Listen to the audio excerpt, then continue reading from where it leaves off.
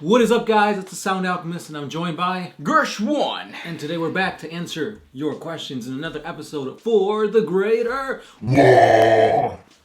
This is a video series where we answer the questions left by you, the viewer. If you have a question for us, comment down below. Put question in front of your question because we get to those questions first. That is what El Tirador Lorenzo did. He asks, can Yarrick become a big boss of the Blood Axes?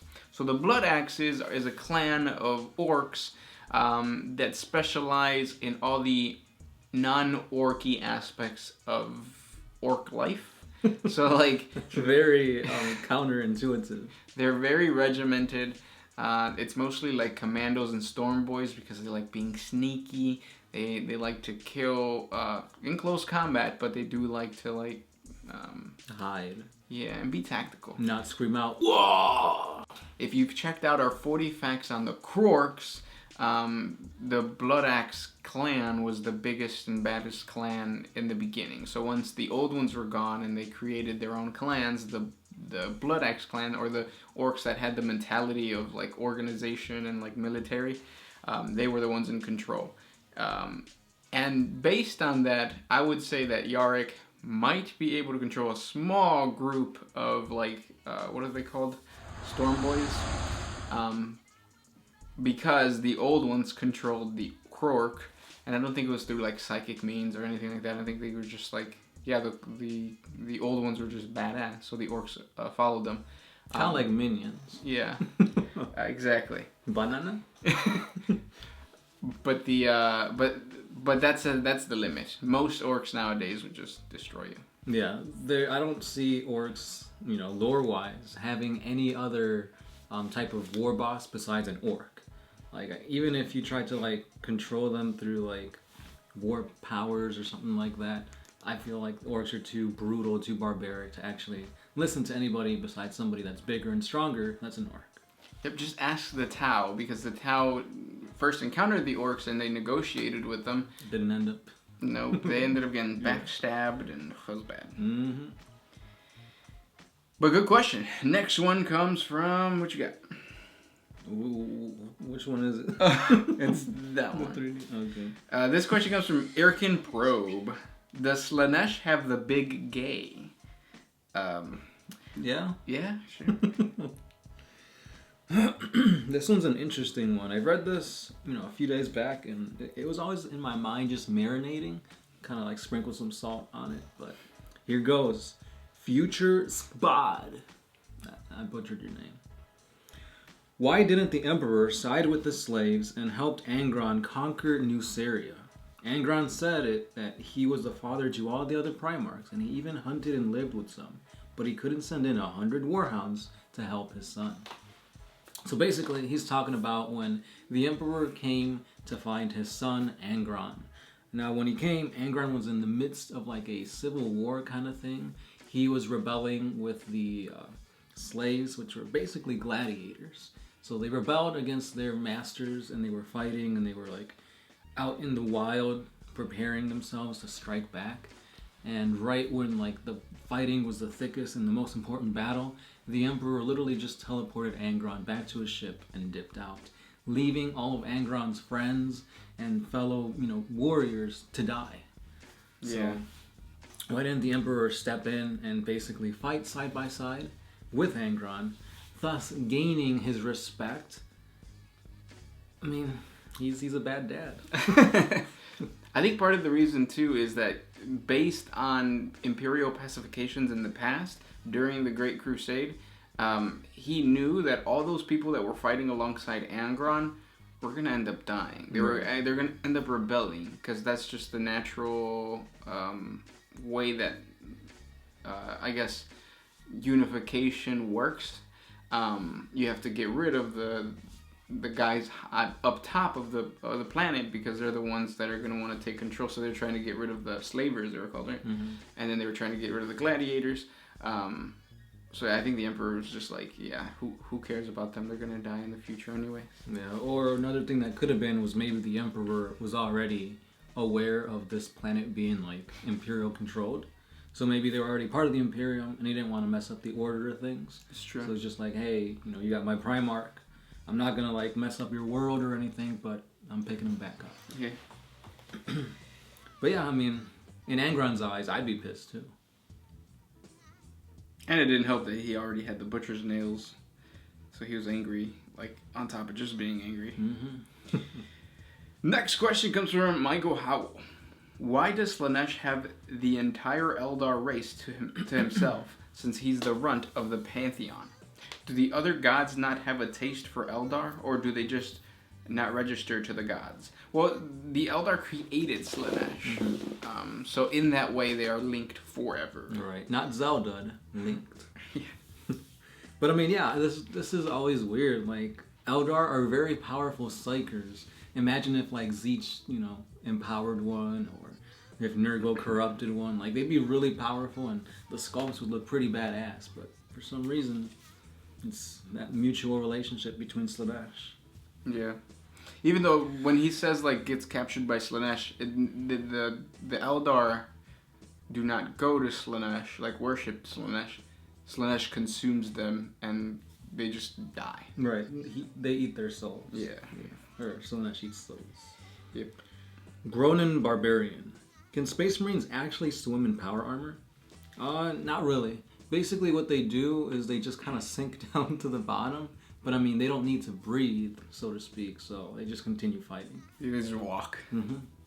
It's just like fighting in space, pretty much. Their movements are a little bit slowed by the water and everything, but, they don't need to swim, so to speak. Next question comes from Robert Becknin. Can you explain a Smelt Rat versus a Necron fight? And would the Smelt Rat go after Necron technology? Yeah, of course. So the Smelt Rats, we created a 40 facts about a week or two ago. And basically they are intelligent rats that look to steal technology because they like to augment themselves. Think of the Skaven of 40K. Yeah. Minus the chaos. And how would a Necron fight versus a Smelt Rat fight go? So, like, this would be, like, let's say an Imperial planet or Imperial ship landed on a Necron tomb world that wasn't awake yet, and they had Smelt Rats aboard the cargo, because, rats always do that, and then they came onto the planet. I feel that the spiders, what's the other bodyguard? The scarabs, and then wraiths, right? Wraiths, yeah. I think those three would be strong enough to push back any rats. Smelt rat, infestation. Yeah. It would be like exterminating those guys. Pretty much. But once the rats got into the tomb world, would they still be smelt rats or smelt mice? That would be some mice. Smelt rat mice. Because if a rat is outside, it's a rat. But if it comes inside, it's a mouse. Hey. Yo, you might have just made a fact just now. That's some real shit. Don't try to argue with me. I know when I'm right. Next question. Oh, man. This one's by Santiago Cavanaugh. What would happen if the Imperium found a human planet or a system of planets that still had Golden Age level tech, or even better, that would agree on an alliance, but not to interfere with the Imperial truth? Would they allow it? Would they go to war? And would Mars get jealous and fight them? Good question. Anytime any sentient race has technology, at least Imperial technology, there's always going to be someone somewhere trying to get a hold of that tech. Especially if it's from the Golden Age, I feel like there's going to be like an alliance made, but there's always going to be double crossings and stuff like that to better prosper. So I could definitely see the Imperium trying to ally, but most of the time I think it's just going to end up being war. Yeah, they would try to destroy whatever planetary government they have established. And then, we've created a 40 facts on like 3 of these worlds, or empires. Mm-hmm. And it always ends in the empires getting crushed. Yeah. Because, I mean, would it really make a good story if like they just allied and became best friends? Yeah, this isn't the Tau. This isn't the 6th sphere of Imperial expansion. Next question comes from Timothy Armstrong. What caused the Eldar that have a hard time creating offspring? Because rumor has it Eldar are sterile. Yeah, so Eldar can't really have babies. And that is because once Slaanesh was born, Slaanesh actually killed, captured the fertility goddess. Mm-hmm. Isha. No, Nurgle's got Isha. Well, because Slaanesh had him and then Nurgle took him, stole him from, Her. Sorry. Pronouns, 2018. But yeah, I mean, not only that, but like tons of Eldar were killed by the psychic backlash. Can't speak today. By the psychic backlash from the birth of Slaanesh.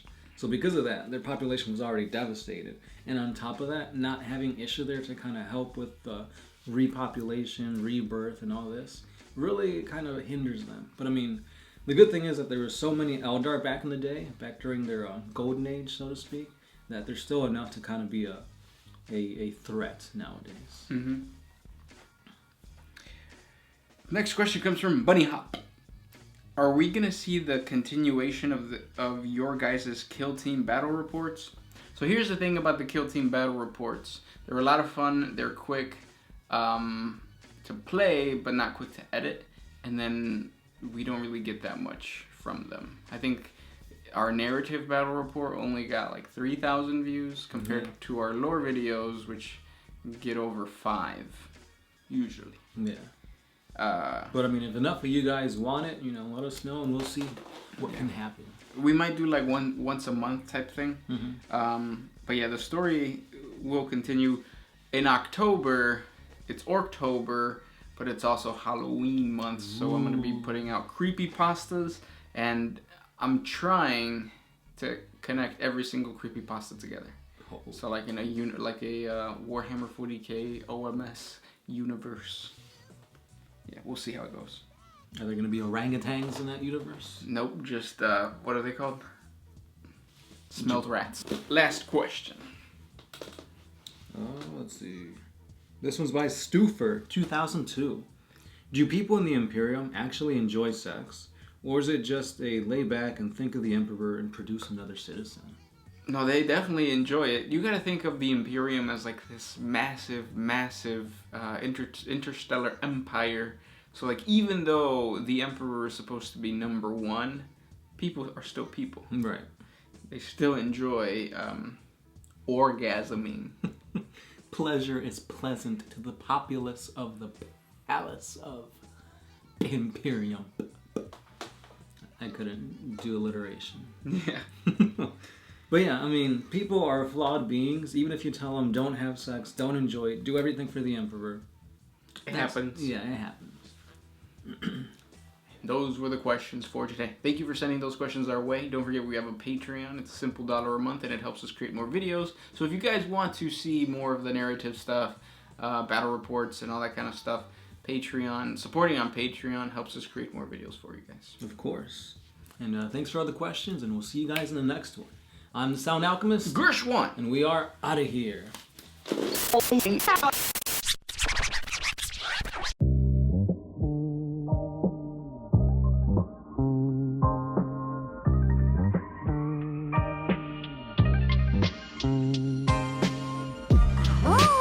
to put my freedom first in any situation.